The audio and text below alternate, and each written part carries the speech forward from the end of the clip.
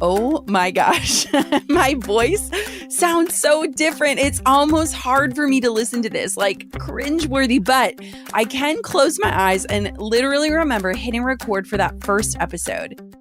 Hey, my name is Jenna Kutcher, and I am obsessed with all things business, marketing, numbers, and helping you to navigate both the messy and the magical seasons of this thing called life. I'm a small town mama who took a $300 camera, grew a successful photo biz, and now I work from home and run a 7-figure online business. I teach you the tried and true secrets to building a career you adore. Shy away from the real talk? No way. Money, hardship, growth, loss, and marketing are all topics we discuss here. Think of this as your one-stop shop for happy hour with a gal pal mixed with business school. Pull up a seat, make sure you're cozy, and get ready to be challenged and encouraged while you learn. This is the Goal Digger Podcast. Episode 400. 400! How is that number possible? The Goal Digger Podcast launched as a labor of love mixed with lots of hard work, topped with the magic and kindness of each and every guest who volunteered their time to be part of my big podcasting dream. Truly have to pinch myself reflecting back on the guests I've had the pleasure of sharing this platform with and the topics I've had the opportunity to dig into with you and for you. When Kylie suggested revisiting episode 1 of the podcast and updating it for episode 400, I honestly cringed. Not because I don't stand behind the content, because I definitely do, but rather no matter how many episodes I have under my belt, I still get all sweaty and anxious when I have to listen to my own voice. But I agreed because I think it'll be not only fun to look back on how this whole show started, but I'm also excited to share how my view on some of the biggest topics I teach on have shifted since I launched as a 28-year-old entrepreneur a few years into our online business with bright eyes on the future. My views and teachings on topics like legacy, social media, privacy, authenticity, and more have evolved in the last 4 years, and I want to share all of that with you inside of this episode. So are you ready to hop into a time machine back to November 18th, 2016? Here we go. Thanks to LinkedIn for supporting Goal Digger. Small businesses have unique needs, and despite the current uncertainty, one thing that remains unchanged is the importance of having the right people on your team. For $50 off, visit linkedin.com/goaldigger. Thanks to Thuma for supporting Goal Digger. Thuma makes the perfect modern platform bed frame designed for how you live. Go to thuma.com/goaldigger to get free shipping on your order of V-Bed by Thuma for a limited time. Hi, everyone. It is Jenna Kutcher, and I am so excited about today. Today, I am launching my new dream, the Goal Digger Podcast, and it has been something that has been on my mind and my heart for a very long time. Now, a few years back, my brother told me, man, you should just start a podcast. And I kind of laughed at him because I said, well, what do I have to say? But over the last few years, I've realized I have a heck of a lot to say.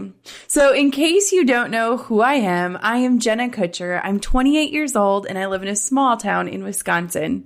5 years ago, I left my windowless office in the corporate world to become a photographer, something I had zero experience or schooling in. I had a $300 camera from Craigslist and a dream, and I have chased that dream with reckless abandon over the last 5 years. I have grown a following online by keeping it real.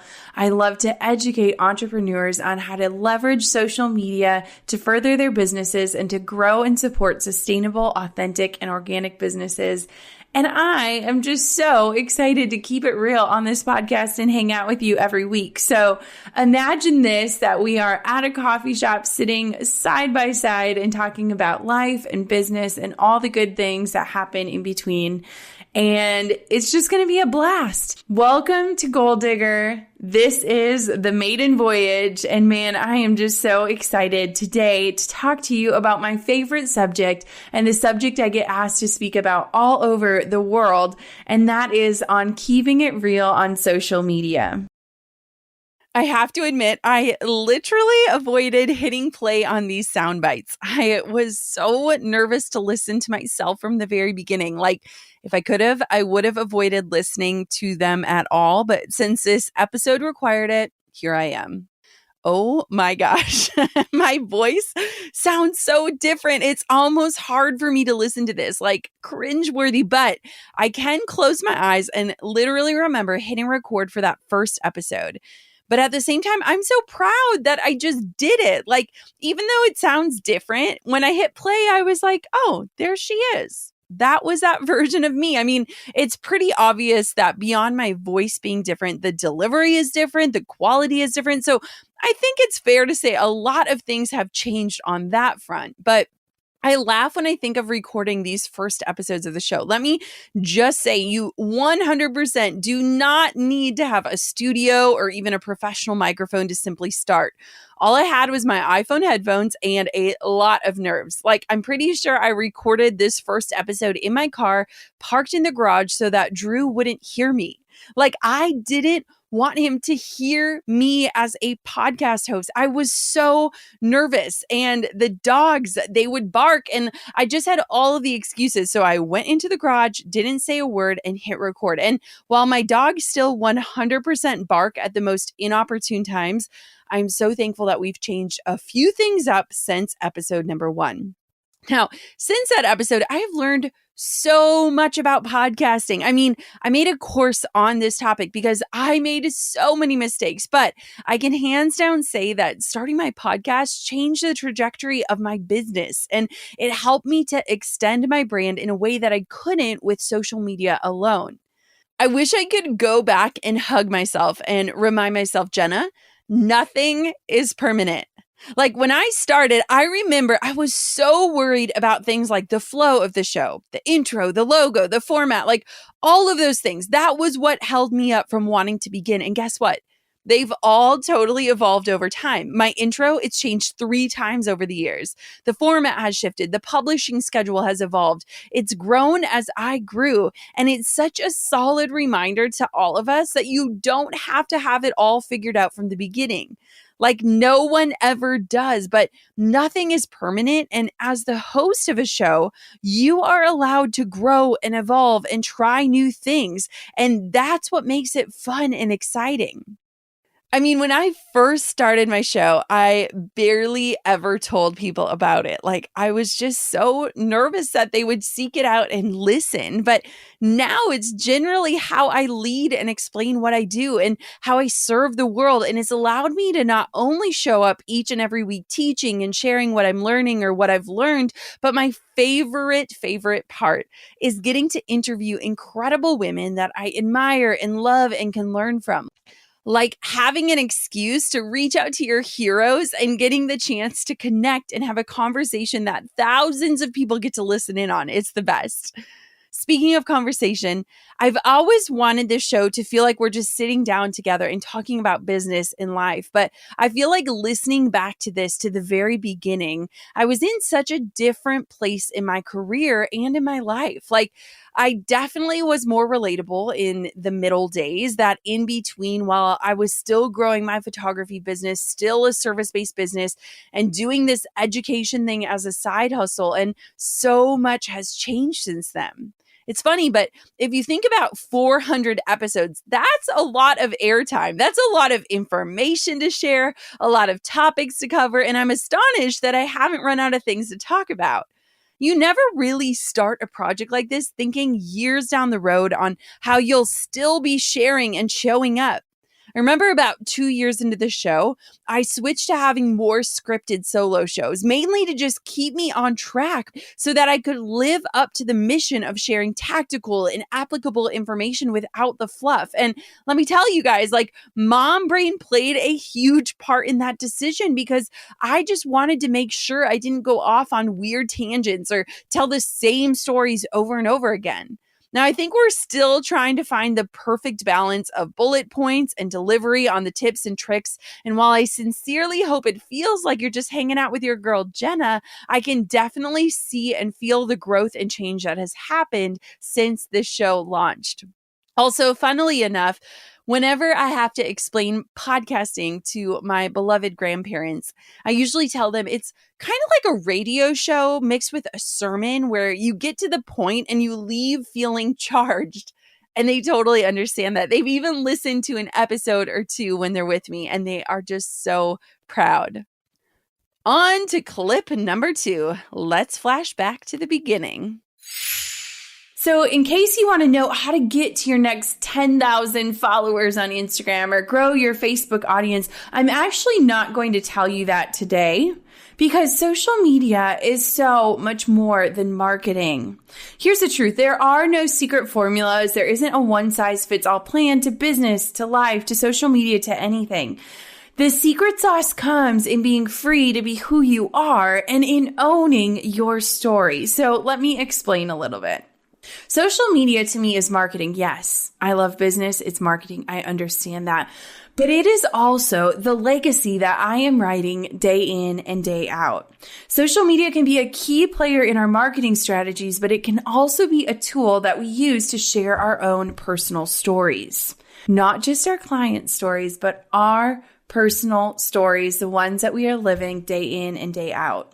So I want to explain why I think our legacies matter. And this is going to provide a really excellent foundation for the Goal Digger podcast, because I truly believe that within those mundane moments of our lives, we are weaving the story about who we are and who we have become.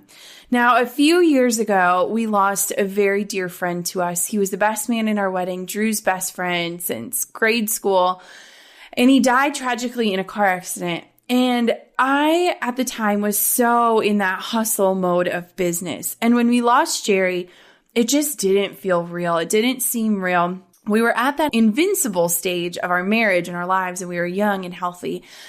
And it was such a shock to us and to everyone. And what I realized was that when I had days where I missed Jerry, or I just wanted to hear his voice or see the things that he did, he was the funniest guy ever.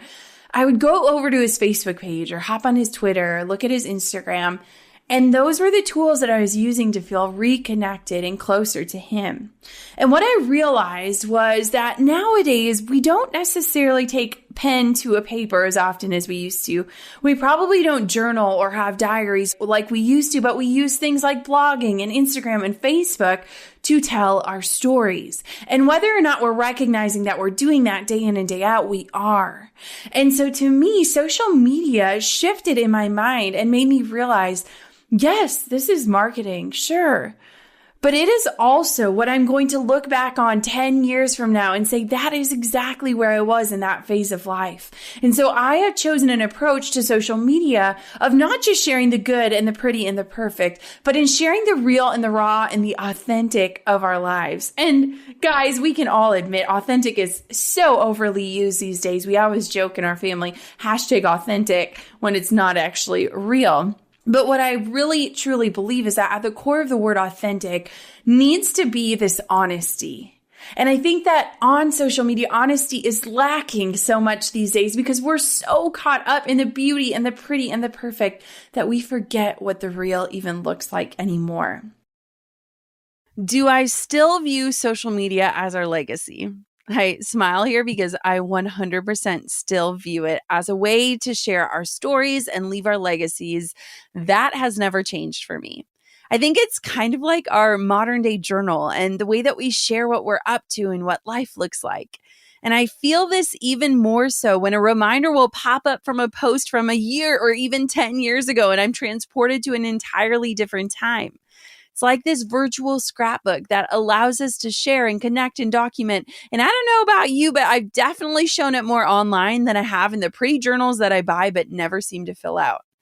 Now, legacy fits into my business today in different ways. When I think about our lives, when I hit record on that first episode, we were in such a different stage.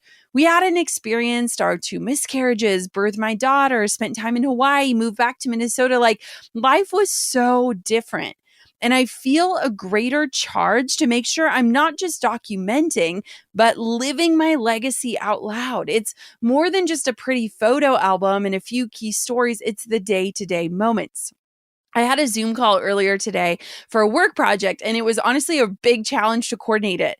I was super apologetic and felt awful. I had just taken a week off, logged off to be with my family, so it kept getting pushed. And then when they wanted to book it, it was during the glorious window of the few hours I get after work with Coco when I get to go on that walk with her and feed her dinner and bathe her and snuggle her before bed. And I just refused to give up that time because that time to me is my legacy. I let them know that I could make any other time work, but I wanted to fiercely protect that time with Coco. And when I got on the call with them, the women said how much they respected me and that they were inspired to create better boundaries around their family and work time. Now, I can talk about it all that I want to, but it's more of a charge to actually live it out. Like when I was a wedding photographer, I always talked about how I wanted my couples to plan a marriage more beautiful than their wedding. And now, as a digital marketer, I want to encourage my students and peers to live a life even more beautiful offline than the pretty, shiny squares you share online. For me, I've been focusing on just documenting the everyday life more, the unstaged, uncurated, unclean, non-styled stuff. Like I can 100% admit that it is easy to lose yourself in the minimal, beautiful, styled stuff that you see online, but I don't want to remember just standing by a wall in an outfit that I only wear once or twice. I want to remember those moments that just naturally unfold. So I've been challenging myself to keep my camera out more and just shoot some of those little in-between moments that will become the real memories.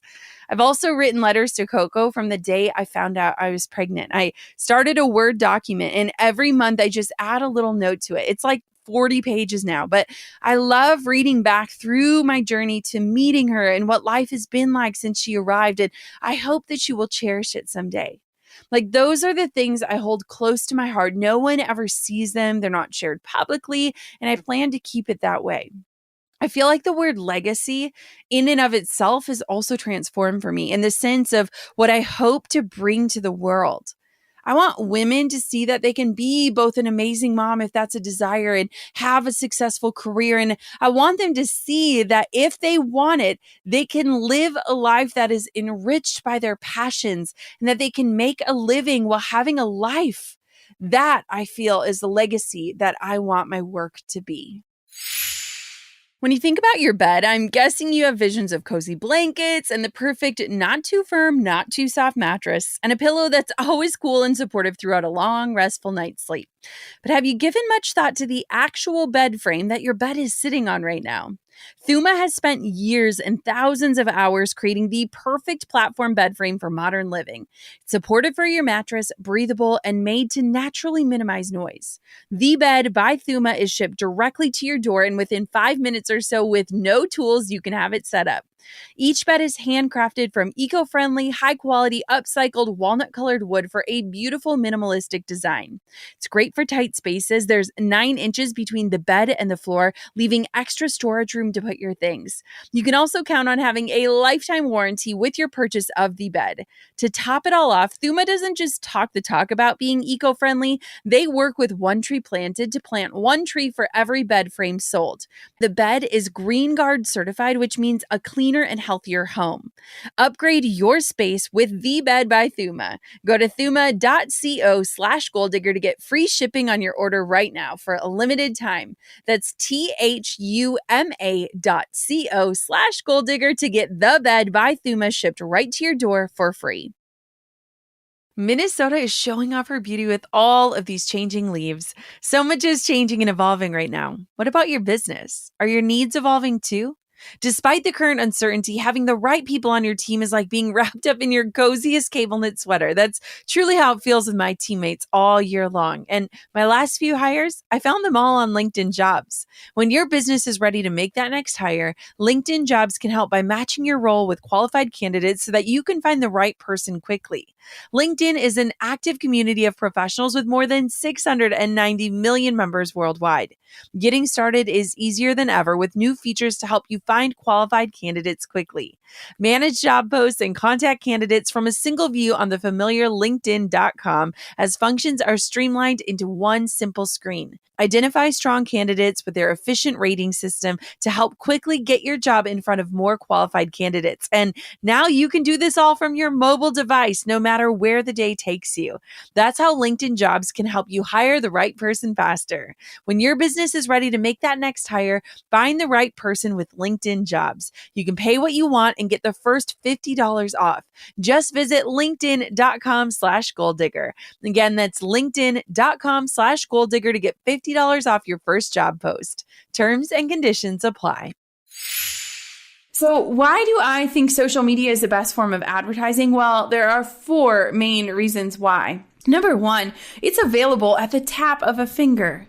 Chances are you're listening to this podcast on your phone or your computer, and you might just have social media pulled up at the same time. Social media is available at the tap of a finger, and that is so incredible. Number two is it means a $0 ad budget. Guys, I have had a 6-figure photography business for over 4 years, and I have not invested a single penny into advertising because I have learned how to leverage social media for booking clients, and not just any clients, but my dream clients. Number three is that it builds know, like, and trust. If you have any background in marketing, you know how important this is. Having people know who you are and then start to like you and trust you is the most powerful thing you can have in your back pocket. And number four is social media is my voice, my terms, and my images. I am in control of the content. I am the creator and the curator.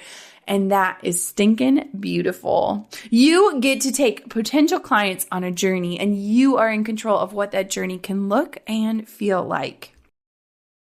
So interesting thinking of how different the internet was even just a few years ago. I still wholeheartedly agree that social media is the best free form of advertising and that it's an important piece of the marketing puzzle, but I don't necessarily think it's a place to make the sale. Social media, it should be our introduction, the handshake, the place that you show up and let people know what they can expect from you and feel connected to you. It's a place where you catch their interest and allow them the chance to get to know you, but I don't totally think it's the best place to sell your product or to push your service. Here's why. We don't control social media. In fact, I don't know if any of you have watched The Social Dilemma on Netflix, but oh my gosh, it is a doozy. And it's also a reason I logged off for a full week to really think about the role social media plays in our lives and our businesses. And trust me, I get it. I am one of the people who uses it for paid ads and to get in front of my dream clients. So I'm wrestling with what that should look like and how to best serve and make an impact on the world and how I want to show up on the platforms. So that's a very long-winded way of saying, yes, social media is a huge part of your business and your strategy. But if it's the only place you plan to sell, then I'd highly encourage you to focus some attention and energy on building something that you do have control over, whether it's a website or a blog. And you know, I cannot end this thought without at least talking about email lists, but that's where I think you get the best results for your efforts. Instagram, it is powerful, 100%, but it's just one spoke of your wheel of marketing. Too many people are putting so much time and effort into social media and using vanity metrics to track their progress without really understanding what is driving real results for them or what's moving the needle closer to their bigger goals. If I had to choose between my email list or my social following, even though my email list is like 1/4 of the size of my social following, I would hands down choose it over and over and over again. In fact, the other day I was exploring what it would look like to just pull back on social media and how it could impact my business. And I asked one of my dearest friends who runs a super successful online business who has posted far less frequently this year if it's impacted her business. And she said, nope, we're still hitting our numbers. If we weren't, I'd certainly be posting more. But right now, email is fueling my business. And I feel like I'm serving my clients and subscribers well in that way. I think of it this way. Visualize a wagon wheel with multiple spokes all pointing to the center. The center is getting people onto your email list. Now, each spoke should be a piece of your marketing strategy. It could be Facebook, Instagram, a podcast or YouTube channel, Pinterest, etc. All of these spokes aim to serve and show up for your person and to get them onto your email list. While you might have 1 or 2 spokes that do the majority of the work for you, the ultimate goal is to get people onto your list where you can serve them and eventually sell to them. The 2020 me thinks that each of us should have 2 main goals or priorities as an entrepreneur. 1, show up on social media. Number 2, invite people onto your email list so that you can serve them well, aka getting them off of the platforms that you can't control to get them onto an email list where you can serve them and then eventually sell to them. This is all to say, I still think social is important, but there are other means and assets that I think are more important. In fact, I hesitated in recording about this topic because, to be honest, I'm feeling more disconnected from social media.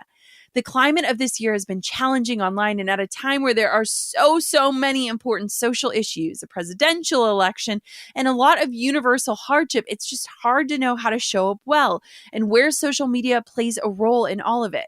It has definitely been used for good to spread messages and awareness and to educate, and it's also put a lot of things into perspective. I'm still navigating how I feel about it all and what that shift will look like for me. But I think we're entering a season of life where we need to get super honest with ourselves about our user habits and how social media makes us feel, how we're contributing, and what really matters. For me right now, I want to focus on living my life offline in the most full way and only sharing when I feel inspired or excited to, not because I feel obligated to. So one of the biggest misconceptions is that I share everything. People will come up to me and they won't even ask me about my life because they assume what they see on social media is everything. But here's the truth. I share just enough to make you feel connected to me, right? And there's nothing wrong with that. If you and I were to sit down over happy hour drinks or margarita or coffee, I would tell you so much more that you probably had no idea about. I'm actually a very private person, and I covet my time with my family and my friends so deeply. You probably will never see a lot of that on social media. But what I do share is my heart, and that heart is what is connecting people to me so that they feel like they know me, like we are friends. I want to help you find what your mac and cheese is. Now, here's my joke. My friend Katie of Cottage Hill Magazine, she said, Jenna, your goal in life should be to help people find their mac and cheese. What does that mean? Well, I started sharing my love for mac and cheese, and I kid you not, guys, I get tagged in probably 20 macaroni and cheese things a day. I bet you, after listening to this podcast, you will never walk through the grocery store and see the aisle of mac and cheese without thinking of me. I get sent mac and cheese in the mail. I order it at restaurants all the time. I get tagged when there is mac and cheese fests all over the world, which, by the way, I still need to go to one of these. But I want to help you find your mac and cheese. I want to help you find what is memorable in clients' eyes that will never let them forget about you, whether it's walking through the grocery store or hanging out online. So what if you use social media as a place for real connection? What if you stopped playing it safe? Stop trying to be Nutella and make everyone happy. What if we stopped letting our titles define us and got back to the things that set us apart beyond the work that we produce? What if your social media didn't just share your client stories, it shared your story in a real and raw and authentic way? Here's what I truly believe. You cannot expect your clients to invite you into their precious moments and to win their business without inviting them into your life first. I'm honestly a little surprised that even when I started this, I admitted that I am more private than people assume. And years later, I think I'm even more so. Motherhood really made me think more critically about what I'm sharing and how my daughter is being shared on the internet. And trust me when I say I've grappled with how to share our joy and our miracle and our real lives with the world while respecting her and her own story. And I really do not have the answers there. I've certainly overshared at times and regretted it. And I feel like the older I get, the more private I become. That isn't to say that I don't share real things. I just don't share everything. And I think you can connect with people without seeing their entire lives being lived out. And my hope for connection is still so strong, especially in this era where we're so disconnected from others. But finding that balance between sharing enough and keeping it real while also being mindful of the fact that the internet doesn't need to see everything, it's complex and it's tricky. The biggest thing I feel I've always done since day one is shared stories that matter. I don't share every aspect of our lives. In fact, I feel like the internet sees maybe 1 or 2% of our world, but I do share stories that matter to me. Moments that made me pause, experiences where I gleaned something or felt alive. I learned through stories and I teach through stories. And so there's something that definitely hasn't changed. And it's allowed me to connect with people like you through our shared experiences or the places that we desire to go together. Now, is mac and cheese still important to me as it was when I first recorded this episode? I'm literally laughing because I seldom eat it, but I still thoroughly enjoy it. I mean, it's definitely one of my favorite foods. And 3 years ago, I went gluten free during our pregnancy journey. And so that changed my love of cheesy carbs. And while I found some great gluten free alternatives, I'm definitely more of a once a month mac and cheese girl versus once a week, though Coco does love it. And I always sneak a noodle or two of her Annie's. The funny thing, though, about mac and cheese is it's still a very valuable teaching tool. The thing I did early on without even realizing it was I connected myself with memorable things outside of the services I offered. Therefore, people wouldn't only think of me when someone would say, I need a wedding photographer in Wisconsin. They'd think of me when they were strolling down the aisle at the grocery store or cooking up some craft. Looking back, it was super smart to share those other aspects of my life, things I could have easily written off as boring or basic because they helped me connect with others and gave me something other than just what I do to be remembered by. I am still the same girl that loves puppies and yoga pants and mac and cheese. I've just changed and grown, and I think that's what we all hope to do. But here's where I want us to land today.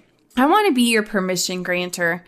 I want for you to grant yourself the permission to feel free to share yourself and your life in a meaningful way on social media. Success is something that we generally see within others, but it is a title that we give others first and ourselves last. And I want to tell you that wherever you are at in this moment, wherever you are listening to these words, you are a success. Success is going to look different for everyone across the board. It's going to look different in every person's lives. And so I want for you to give yourself that title, because here's what success isn't to me. Success isn't how many followers you have or how many jobs you book or how much money you make. Success is owning your story and using it to connect authentically. It is living out your why every single day. And it is being free to be exactly who you are. You are more than the number of followers you have. Please understand that. You are worthy of true connection in the real and not in the perfect. You are more than what you do. Show that to the world. And you are unique and have special gifts that only you possess. I still want to be your permission granter if you need one, but I want for you to define success for yourself. I want to enrich your life in a way that makes you pursue your wildest dreams, to live a life that feels like peace.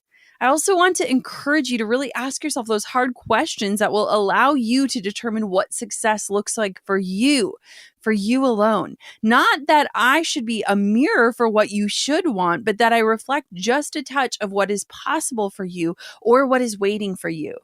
Since that first episode, I feel like I've been on this crusade, this journey of defining and redefining success. And it's looked different in different seasons, from aiming for 6 figures to transitioning out of wedding photography to paying off debt to starting a family to actually taking time away from the business. The 7-figure mark, wanting a seat at certain tables. It's evolved as I have evolved and continues to shift as I continue to ask myself those hard questions and pursue different priorities in different seasons. When I think of the word authentic, I think of how that word has shifted for me over the years. To me, it's showing up truthfully. It always has been, and it always will be that. But in terms of trends on the internet and the way the word has held different meanings over time, I feel like I just want to show up as my truest self. We often put the words authentic and relatable together, and I can say without hesitation that I was far more relatable at the beginning of this show. Perhaps my life now is aspirational to you, or maybe it's an example of something you'd never want. Remember, we define success for ourselves.